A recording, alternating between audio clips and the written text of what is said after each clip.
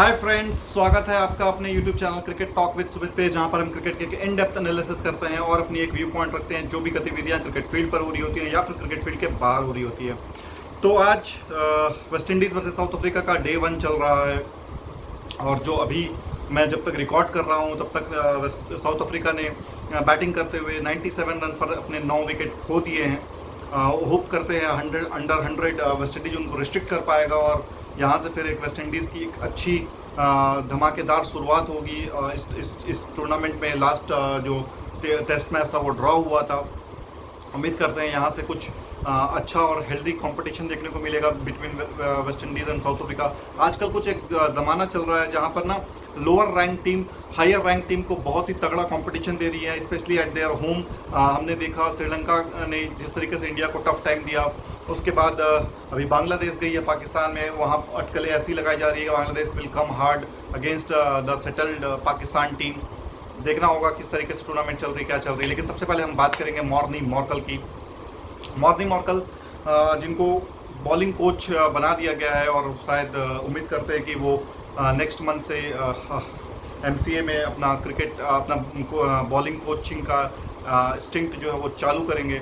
और सबसे पहले उनका जो टास्क होगा उनके पास वो ये होगा कि दुलीप ट्रॉफी में जो यंग गन्स हैं इंडियन बॉलर्स को, उनको वो ऑब्जर्व करेंगे और उनको वो असिस्ट करेंगे, उनको वो देखेंगे कि कौन नेक्स्ट उभरता हुआ टैलेंट है या नेक्स्ट फेज के लिए कौन रेडी है from domestic to international cricket. Morne Morkel का जो सिलेक्शन है मैं आपको फिर से बता दूं कि बहुत ही संघर्षपूर्ण और चुनौती भरापूर्ण उनका सिलेक्शन हुआ, क्योंकि आसान नहीं था मॉर्नी मॉर्कल के लिए कि दो स्पेशल इंडियन टैलेंट को बीट करते हुए वो कोच बने हैं। डेफिनेटली इसमें गौतम गंभीर का स्टेक होगा, इसमें गौतम गंभीर का वेटो होगा जिन्होंने उन पर लगाया होगा कि मुझे मॉर्नी मॉर्कल ही चाहिए। बिकॉज मॉर्नी मॉर्कल LSG के साथ गौतम गंभीर के साथ LSG में जब थे तब वहाँ पर उन्होंने उनके साथ काम कर चुके हैं, तो वो एक दूसरे का वर्किंग स्टाइल और वर्क एथिक्स को जानते हैं अच्छे से। गौतम गंभीर के वो ट्रस्टेड एलाई रह चुके हैं पास्ट में। तो मॉर्नी मॉर्कल डेफिनेटली वीटो दिया होगा गौतम गंभीर ने, तभी वो लक्ष्मीपति बालाजी और R विनय कुमार को बीट करते हुए इंडियन टीम के कोच बने हैं। और जो प्राइमरी टास्क मुझे जो लगता है मॉर्नी मॉर्कल के पास होगा वो एक तो जो ट्रांजिशन फेज पे भी इंडियन टीम जाएगी, स्पेशली मोहम्मद सामी जो 33-34 ईयर्स के हो चुके हैं, वो ढलते कगार पर होंगे अपने कैरियर के। उनका एक सपोर्ट हैंड बनाना बहुत ज़रूरी है। बिकॉज हम लोग जानते हैं कि Mohammed Siraj he is a supportive bowler, he can not be a good attacking bowler और ही कैन नॉट, वो पेस का जो स्पीयर हेड होता है ना वो सिराज नहीं है अभी, और सिराज अभी बन भी नहीं सकते जो मुझे देखने को लगता है, क्योंकि RCB में वो स्पीयर हेड है बट वहाँ पर वो उस तरीके से परफॉर्म नहीं कर पाए। हमने देखा अभी श्रीलंका में भी वो स्पीयर हेड बनकर गए थे लेकिन वो परफॉर्म नहीं कर पाए। लेकिन जब वो सपोर्टिंग रोल में होते हैं ना तो वो बहुत ज़बरदस्त बॉलर होते हैं, स्पेशली जब जसप्रीत बुमराह और सामी टीम में हों, वहाँ पर मोहम्मद सिराज लीथल हो जाते हैं। ये आपको समझना होगा कि कौन बॉलर आपका प्रीमियर बॉलर है, कौन बॉलर आपका स्टॉक बॉलर है, कौन बॉलर आपका वर्क फोर्स है और वर्क हॉर्स है जो कि आप दिन भर उससे बॉलिंग करा सकते हैं और वो रन भी बहुत कम दे।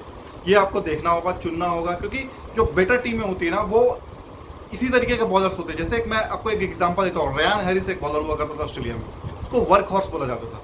मतलब दिन के कंटिन्यूस वो 11-12 ओवर का एक स्पेल फेंक सकता था और वो बॉलर इस तरीके से था कि अटैकिंग माइंडसेट था उसका और रन कम देता था, प्लेयर्स उसके अगेंस्ट चांस देते थे और उसको विकेट मिल जाते थे। उसी तरीके का वर्क हॉर्स में बात करूँ तो वो नील वैगनर है। नील वैगनर को अगर आप स्पीयर हेड बनाएंगे ना वो उतना सक्सेसफुल नहीं होगा, लेकिन वर्क हॉर्स है वो कैप्टन के लिए अपनी जान तक लगा देगा मैच में। नील वैगनर को जाकर देखो, स्टडी करो यार, क्या बंदा था वो, पागल था वो अपनी टीम के लिए, अपने प्लेइंग बेस के लिए, अपने क्रिकेट के लिए। जुनून था उसके अंदर। उस तरीके का जुनूनियत मैंने टीम सऊदी में नहीं देखा, उस तरीके का जुनून मैंने काइल जेमिसन के अंदर नहीं देखा। लेकिन जो वो कर गया ना नील वैगनर, न्यूजीलैंड में बहुत सारे ऐसे बॉलर आए जिसका नाम भी हमें नहीं पता। एडम मिलने एक ऐसा बॉलर हुआ करता था, कब आया कब गया पता भी नहीं चला। मिचेल मैक्लिगन एक बॉलर हुआ करता था, वो मुझे वर्क फॉर्स लगता था। IPL में इसको जब वो मुंबई के लिए खेलता था, देखिए उसको जाकर का परफॉर्मेंस यार, नाम याद रहते हैं क्योंकि वो बंदा डिलीवर कर चुका होता है। तो मॉर्नी मॉर्कल के लिए सबसे बड़ा यहाँ पे टास्क होगा कि किसे वो लेकर आते हैं। उनके पास अब स्पेयर हेड में कौन कौन है उस पर हम बात करते हैं। सबसे पहला तो उनके पास जो होंगे वो आपके उमरान मलिक हैं, उनके पास हर्षित राणा है, प्रसिद्ध कृष्णा होंगे उनके उनके उनके रडार में, कमलेश नागरकोटी हो सकते हैं। उसके बाद एक अभी यंग प्लेयर जो आया था एलएससी के साथ भी खेल रहा था, मयंक यादव, जो 155 150 के ऊपर रेगुलर बॉल डालते हैं, उसको ट्यून करना और उसको टीम में लेकर के आना, जो कि स्पेशली जब इंडिया सेना कंट्री में खेलेगी और जो भी 5 टेस्ट मैच ऑस्ट्रेलिया में होने हैं और अगले साल 5 टेस्ट मैच इंग्लैंड में होने हैं, वहाँ पर मयंक यादव का जो सिलेक्शन है वो बहुत ही क्रिटिकल और वाइटल हो जाएगा, क्योंकि वो इस तरीके का बॉलर है कि अगले टीम को लिटा सकता है। लेकिन यही है कि वो कितना मैच फिट है, कितना वो फिट है, अपनी इंजरी को कैसे वो कंट्रोल रखता है, ये सारी चीज़ें मॉर्नी मॉर्कल को करनी होंगी। मॉर्नी मॉर्कल भी अपने जो कैरियर में है ना, इंजरी से वो भी बहुत जूझे हैं, बहुत लड़े हैं, लेकिन वो हमेशा बाउंस बैक कर जाते थे और लगभग 86-87 टेस्ट मैच वो खेले हैं, 119-20 वो ओडीआईस खेल चुके हैं और कुछ इतनी 44-45 मैच T20 के खेल चुके हैं। तो वो उनको वास्टली एक्सपीरियंस है, हाई रिगार्ड्स मिलता है उनको, मॉर्नी मॉर्कल को वर्ल्ड क्रिकेट में लोग जानते हैं। खौफ खाते थे बैट्समैन उनसे खेलने में, क्योंकि जो उनका ऑकवर्ड बाउंस होता है ना, वो बहुत खतरनाक होता है। सेम मॉर्नी मॉर्कल पाकिस्तान के लिए जब कोचिंग कर रहे थे 2023 के वर्ल्ड कप में, तो वहाँ पर भी उन्होंने रिज़ाइन दिया था। और जब जिस दिन उन्होंने रिज़ाइन दिया था, नसीम साहब जो उनका प्रीमियर बॉलर है, उसने अपने साथ फोटो डाली थी और ये कहा था, he is more than A coach, he is more than A friend, he is more than a family. तो ये उनका एक मतलब बताता है कि वो बॉलर गो टू बॉलर के पास, मतलब वो बॉलर के पास खुद जाते हैं। जब बॉलर प्रैक्टिस कर रहा होता है ना, तो वो उसके साथ खड़े होते हैं, वो बताते हैं। जब मैच में भी बॉलर बॉलिंग करता है ना, तो साइड लाइन बाउंड्री पे वो खड़े होते हैं ताकि वो देख सकें, वो जान सकें कि क्या चल रहा है क्या नहीं चल रहा है। तो कोच का काम यही होता है, एक प्लेयर के आगे खड़े हो जाना कि भाई मैं तेरे आगे खड़ा, तो बॉल डाल, पिट रहा है तो भी कोई दिक्कत नहीं है, मैं मेरी मेरी मेरी मेरी गो हेड तेरे साथ है। ये बताना ये बॉलर को सबसे ज़्यादा जरूरी होता है, स्पेशली अगर आप न्यू कमर हैं, स्पेशली आप नए नए टीम में आए हैं। वहाँ पर अगर उसको कोई किसी बॉलर को सपोर्ट मिल जाता है ना, तो वो डबल बॉलर बनता है। Double bowler in the sense कि दिल बड़ा हो जाता है उसका। इरफान पठान जब टीम में नए नए आए थे, मुझे सौरभ गांगुली शायद उस समय कैप्टन हुआ करते थे, बॉलिंग कर, तू जितना कर सकता है, तेज कर सकता है, जो कर सकता है कर, मैं तेरे साथ खड़ा हूँ, पिट रहा है कोई बात नहीं। ये बॉलर बनाते हैं। अनिल कुंबले, ईशांत शर्मा को बनाया था उन्होंने, बॉलिंग डलवा डलवा कर रिकी पॉन्टिंग को वो एज लगवाने पे मजबूर कर दिया उसने। आरपी सिंह, श्रीशांत, इनको धोनी ने बनाया ट्रस्ट करके। जब बॉलर्स पे आप ट्रस्ट करना चालू करते हो ना, तो बॉलर आपके लिए डबल एफर्ट लगाता है।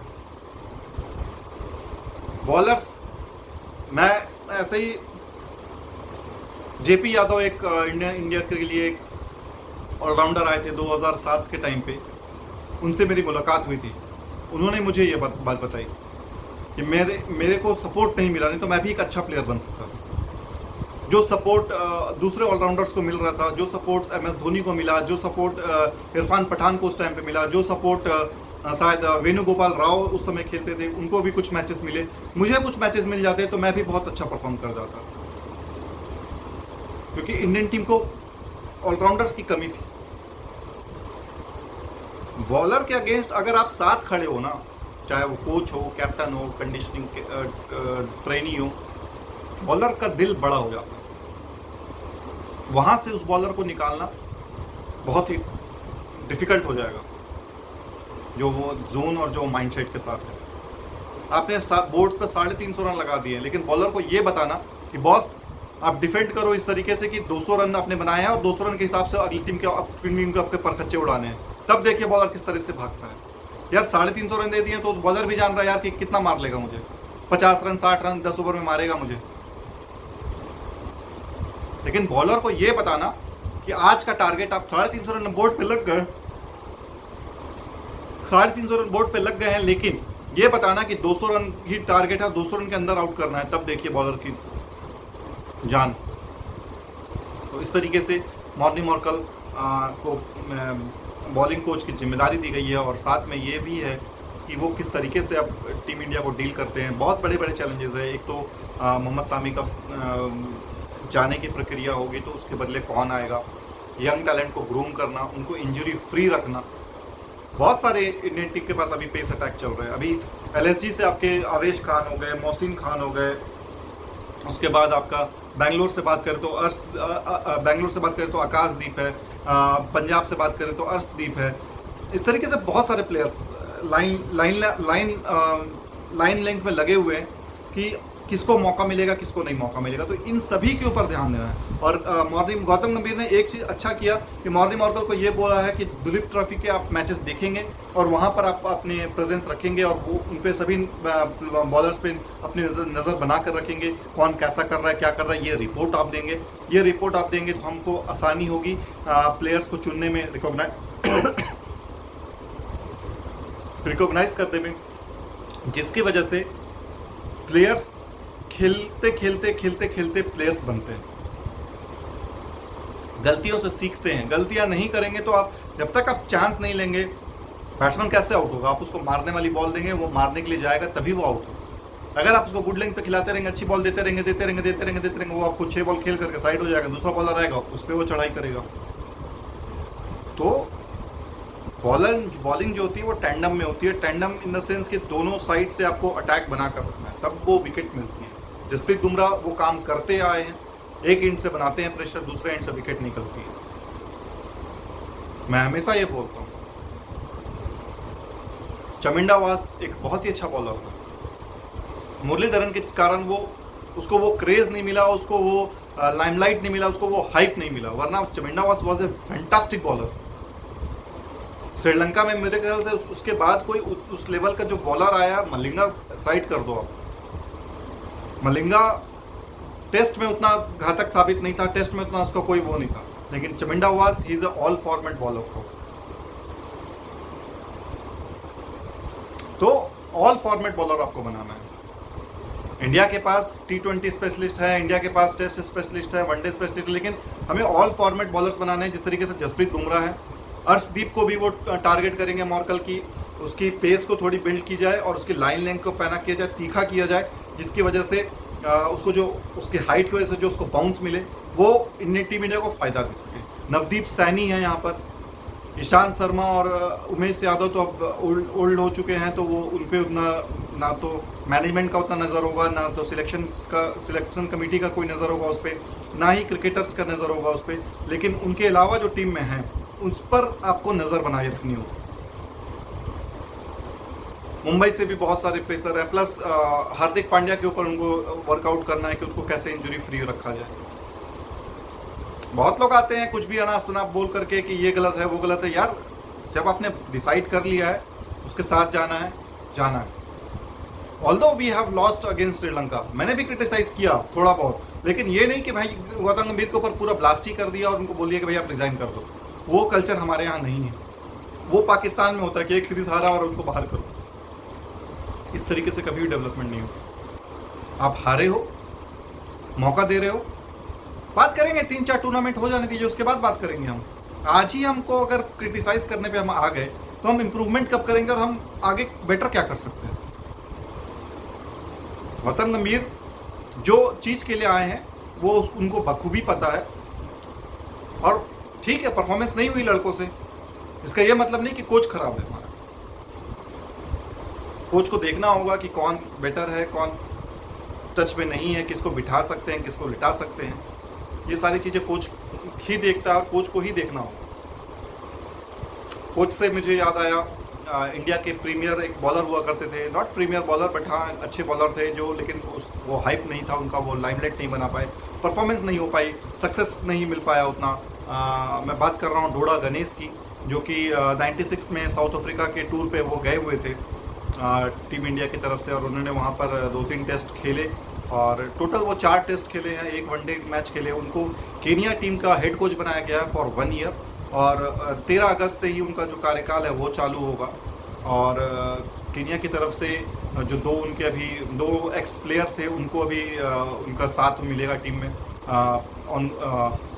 जोसेफ अंगारा थे और ओनियोंगो है, ये 2 प्लेयर हैं जो कि डोडा गणेश के साथ काम करेंगे केनिया क्रिकेट में। उनका जो प्राथमिकता होगी वो ये होगी कि केनिया को कैसे लाइमलाइट में लाया जाए, कैसे ग्रेड 1 क्रिकेट में लाया जाए, कैसे उनको ओडीआई स्टेटस मिल सके आईसीसी की तरफ से कि वो पार्टिसिपेट करने के लिए ऑटोमेटिकली सिलेक्टेड प्लेयर हैं। अभी तो वो आईसीसी की टियर 2 डिवीज़न 2 ट्रॉफी खेलेंगे, जहाँ पर कतार है, पपुआ न्यू गिनी है, डेनमार्क है, वहाँ पर उनको बीट करना है। उसके बाद जो दूसरा उनके सामने बिगेस्ट चैलेंज होगा कि अफ्रीका T20I वर्ल्ड कप की जो सिलेक्शन है उसमें वो अच्छा परफॉर्म करें, जिसकी वजह से जो इंडिया में T20I वर्ल्ड कप है वहाँ से वो क्वालिफाई कर सकें और वो डायरेक्ट सिलेक्शन में आ जाए, और 2027 के वर्ल्ड कप में भी वो क्वालिफाई कर सकें। समय बहुत कम है इन डोडा गणेश के पास, लेकिन एक्सपीरियंस उनको अच्छा है कीनिया के साथ खेलने का, कीनिया के साथ अनुभव भी उनका अच्छा है। क्योंकि जहाँ तक मैं जान पा रहा हूँ कि जब इंडिया के लिए कीनिया के जब ब्रिजेश पटेल हुआ करते थे, वो कर्नाटका के एक्स प्लेयर रह चुके हैं, और वो कर्नाटका टीम को कीनिया भेजते थे, कीनिया क्रिकेट एसोसिएशन 11 के साथ पार्टिसिपेट करने के लिए। वहाँ पे डोडा गणेश भी जाते थे। मेरे ख्याल से 2000 के आसपास की बात है। डोडा गणेश 2004-5 तक शायद डोमेस्टिक सर्किट में रगड़ा लगाए हैं, खेले हैं वो, लेकिन उनको वो सक्सेसफुल नहीं मिल पाया कि वो इंटरनेशनल क्रिकेट में दोबारा अपना पोजीशन बना सके, हासिल कर सके, और पोजीशन बनाने के बाद वो फिर से टीम इंडिया में सिलेक्टेड होकर के अच्छा कमबैक कर सके। ये हो नहीं पाया, लेकिन वो डोडा गणेश को एक्सपीरियंस अच्छा है कीनिया में खेलने का, कीनिया के साथ परफॉर्म करने का। और कीनिया उनके लिए ये फर्स्ट टाइम दौरा नहीं होगा, वो काफ़ी दौरे कर चुके हैं कीनिया में, और मोम्बासा एंड नायरोबी में वहाँ पर वो कैंप्स होंगे। डोमेस्टिक क्रिकेट में उनको देखना पड़ेगा कौन बेटर प्लेयर है, कौन अच्छा प्लेयर है, वहाँ से उनको प्लेयर्स निकालने होंगे। He is just 51 years old, और अच्छा क्रिकेटिंग माइंड है उनका, अच्छा क्रिकेटिंग ब्रेन रह चुके हैं वो, क्योंकि कर्नाटका के लिए बहुत लंबे समय तक सर्व किया उन्होंने, और कर्नाटका में उनकी बहुत ही अच्छा रेपुटेशन भी है, बहुत अच्छा नाम भी है, लोग उनको जानते हैं अच्छे से। डोडा गणेश के साथ भी मैं एक बार मिल चुका हूँ बैंगलोर में। बहुत ही हम्बल मैन है, क्रिकेट का उनको बहुत अच्छा नॉलेज है। वो नॉलेज अगर वो इम्पार्ट करते हैं इंडियन क्रिकेट में तो ये बहुत अच्छा होगा। और इंडिया से ये फर्स्ट कोच नहीं है, संदीप पाटिल भी कीनिया के कोच रह चुके हैं। जब 2003 के वर्ल्ड कप में सेमीफाइनल तक वो अपनी उस टीम को लेकर के गए थे, और संदीप पाटिल का बहुत बड़ा नाम हुआ था उस ज़माने में, कीनिया जैसी टीम को वो सेमीफाइनल तक क्वालिफाई करवाए थे। वहाँ से वो डाउनफॉल आया कीनिया क्रिकेट में। बहुत सारे रीजंस हैं, एक बार किसी फुर्सत में एक अच्छे वीडियो बना करके मैं आपको बताऊंगा, लेकिन मोटा मोटी जो ये है कि वहाँ पे करप्शन हिट हुआ। उनके जो मॉरिस ओडुम्बे थे वो बुकी के संपर्क में आए, और फिर वहाँ पर मैच फिक्सिंग एलिगेशंस हुए और उनको बैन किया गया। इसी तरीके से फिर उनके जो प्लेयर्स थे, स्टीव टिकोलो, थॉमस ओडोयो, टोनी सूजी, मार्टिन सूजी, आसिफ करीम, ये सब एक ही बैच में रिटायर हुए हैं। और उसके बाद फिर टीम कीनिया में वो टीम दोबारी आ नहीं पाई कि जो उस गद्दी को या उस चीज़ को आगे ले करके चले। जो बैटन है वो पास ऑन नहीं हो पाया। बीच में थॉमस ओडोयो और स्टीव टिकोलो टीम में रीज्वाइन करते हैं, रिटायरमेंट अपनी वापस लेकर के, लेकिन वो दौरा फिर से वो नहीं खेल पाए, वो फिर से नहीं बना पाए, जिसके लिए वो जाने जाते हैं। 2014 तक उनके पास ओडीआई स्टेटस था, और 2014 के बाद से उनके पास ओडीआई स्टेटस छिनी, और उसके बाद फिर वो 2019 के वर्ल्ड कप में भी नहीं दिखे, और 2023 के क्रिकेट वर्ल्ड कप में भी नहीं दिख पाए। कीनिया क्रिकेट के लिए ये सेम बात थी, लेकिन डोडा गणेश आए हैं, वर्कआउट करना पड़ेगा उनको, टीम अच्छी बनानी पड़ेगी। जोसेफ अंगारा एंड ओनियोंगो उनके साथ देंगे, जिससे टीम एक अच्छी फ्रेज में आए, एक अच्छा टीम बने, और कीनिया टीम फिर से उसी जगह पे पहुंचे, उसी मुकाम पर आए जिस मुकाम पर वो पहले थी। अफ्रीका कॉन्टिनेंट से एक और टीम है जो कि बहुत अच्छा खेल रही है, बहुत उभर के आ रही है, वो है नामीबिया। बट उनके जो अभी T20I वर्ल्ड कप थे उसमें उनका अच्छा परफॉर्मेंस नहीं रहा, और उनके एक प्रमुख क्रिकेटर थे, उन्होंने रिटायरमेंट भी लिया, डेविड वीज़ा, जो कि साउथ अफ्रीका से भी खेल चुके हैं और नामीबिया को भी सर्व कर चुके हैं। तो नामीबिया भी वहाँ से अच्छी टीम आ रही है, उनके पे भी आप नज़र बना कर रखिए। केनिया है वहाँ से, युगांडा भी T20I वर्ल्ड कप में सिलेक्ट हुई थी, जिम्बाब्वे है वहाँ से, साउथ अफ्रीका है वहाँ से। तो अफ्रीका में भी कुछ अच्छा पुल और अच्छी टीमें आ रही हैं। हमें क्रिकेट को प्रमोट करना है, जितने ज़्यादा से ज़्यादा क्रिकेट नेशन होंगे उतनी ज़्यादा देखने में भी मज़ा आएगा, और उतनी ज़्यादा कंपटीशन भी होंगे। वही 5 टीम 7 टीम 8 टीम के साथ हम खेलते हैं, और वही 7-8 टीम का हम मैच देखते हैं। तो उतना वो रोमांच नहीं आता जितना रोमांच छोटी टीमें आए उभर कर आए। अभी छोटी टीमों में उभरने वाले जो प्लेयर्स हैं या टीम है उसमें अफगानिस्तान नंबर 1 पे है, उसके बाद आयरलैंड है जो कि थोड़ी इम्प्रूवमेंट कर रही है, उसके बाद स्कॉटलैंड है, युगांडा है, कीनिया है, जिम्बाब्वे है। ये छोटी छोटी कंट्रीज़ हैं जो कि अपलिफ्ट हो रही है और कोशिश कर रहे हैं कि ये बड़े लीग में या बड़े इलाइट मैचेस में आएँ, जिसकी वजह से उनका नेशन भी प्राउड करे और उनकी टीम भी प्राउड। तो बहरहाल दूसरे ओर की खबर की ओर चलते हैं। पाकिस्तान क्रिकेट से कुछ खबर आ रही है कि बांग्लादेश की जो उनकी सेकंड टेस्ट मैच होगी कराची में, वो स्पेक्टेटर के बिना होगी, वहाँ पर ऑडियंस नहीं होंगे। रीज़न बीइंग कि रिनोवेट किया जा रहा है और वहाँ पर रिनोवेशन का वर्क हो रहा है, तो वो ये नहीं चाहते कि वो रिनोवेशन की वजह से कुछ भी प्रिपरेशन में डिले हो, स्पेशली चैंपियंस ट्रॉफी नज़दीक आ रही है उसके मद्देनज़र रखते हुए।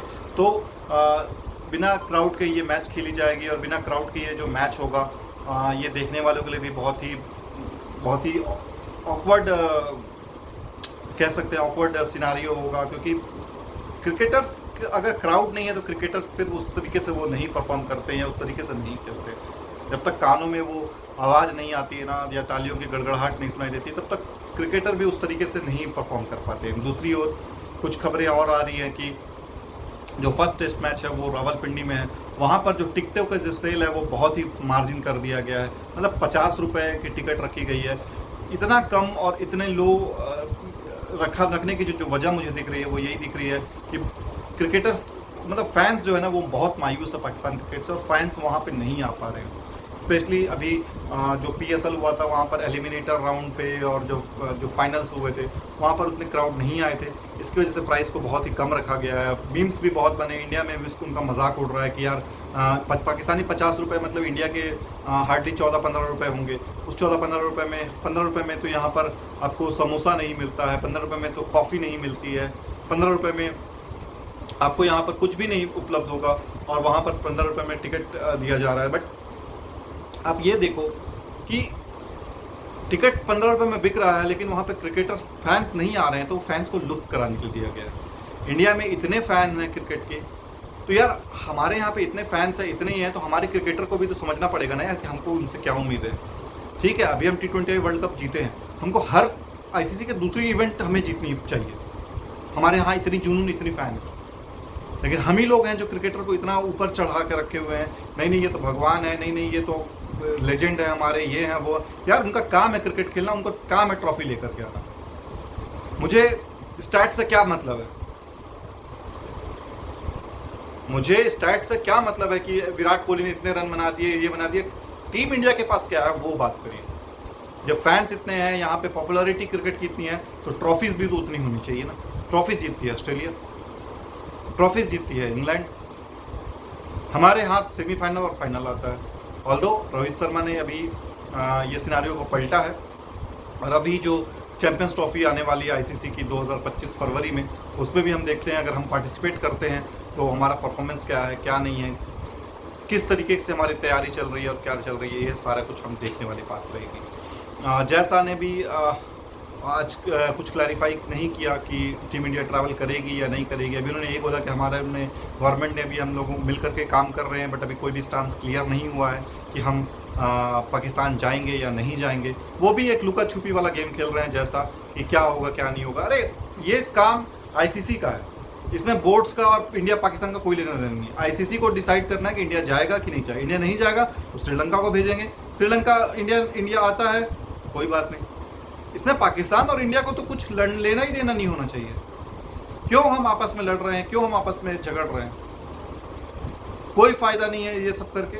आप क्रिकेटर हो, क्रिकेट खेलते हो, क्रिकेट पे ही बात करो। बाकी जो पॉलिटिक्स है, बाकी जो वर्ल्ड जियो पॉलिटिक्स चल रहा है उस पर छोड़ दीजिए। बांग्लादेश में क्या हो रहा है क्या नहीं हो रहा है उसको छोड़ दीजिए। क्रिकेटर बांग्लादेश के पाकिस्तान आ रहे हैं, खेलेंगे, और एक फर्स्ट टेस्ट मैच स्पेक्टेटर के साथ होगा, second test match without spectator होगा। विदाउट स्पेक्टेटर वाला मैच इसलिए विदाउट स्पेक्टेटर नहीं है कि वहाँ पर कोई सिक्योरिटी थ्रेट है, बल्कि इसलिए क्योंकि वहाँ पर रिनोवेशन वर्क हो रहा है, और इस दौरान रिनोवेशन वर्क के दौरान कोई भी हादसा ना हो, इसलिए स्पेक्टेटर को दूर रखा गया है। इसमें कोई बड़ी बात नहीं, हर टीम करती है। अब 2003 का इंडिया वर्सेस ऑस्ट्रेलिया का मेलबर्न मैच वाला जो मैच जिसमें वीरेंद्र सहवाग ने 195 बनाया था, वहाँ पर भी आप देख सकते हैं कि एक साइड पे पूरा रिनोवेशन का वर्क चल रहा है, तो उस साइड पे कोई भी क्राउड नहीं बैठा है। बाकी सारे 3 साइडों पे क्राउड बैठी है, लेकिन एक साइड पे क्राउड नहीं है। यह हमेशा अप एंड डाउन होता रहता है, चलते रहता है कि हाँ कौन विदाउट स्पेक्टेटर खेल रहा है, कौन विद स्पेक्टेटर खेलेगा। इस पे कोई वो नहीं है, गलत बात नहीं है। मैं इस चीज़ का सपोर्ट करता हूँ कि हर टीम को, हर क्रिकेट बोर्ड को अपने ग्राउंड्स को सुधारना चाहिए और रिनोवेट कराते रहना चाहिए। रिनोवेशन होने से उसकी लाइफ भी बढ़ जाती है और उसकी जो प्लेयर्स और ऑडियंस का जो एक्सपीरियंस है ना, वो भी बहुत अच्छा हो जाता है। तो ये सारी चीज़ें हैं, इस पर हम और अच्छे से बात करेंगे, खुल करके बात करेंगे। लेकिन जो मैं आपको एक बार फिर से स्कोर कार्ड बता देता हूँ कि साउथ अफ्रीका और जो वेस्ट इंडीज़ की जो सेकेंड टेस्ट मैच चल रहा है, डे 1 आज है, वहाँ पर क्या सिनारियो है, एक बार मैं लाइव स्क्रॉल कर लेता हूँ, उसके बाद फिर आपको मैं बताता हूँ।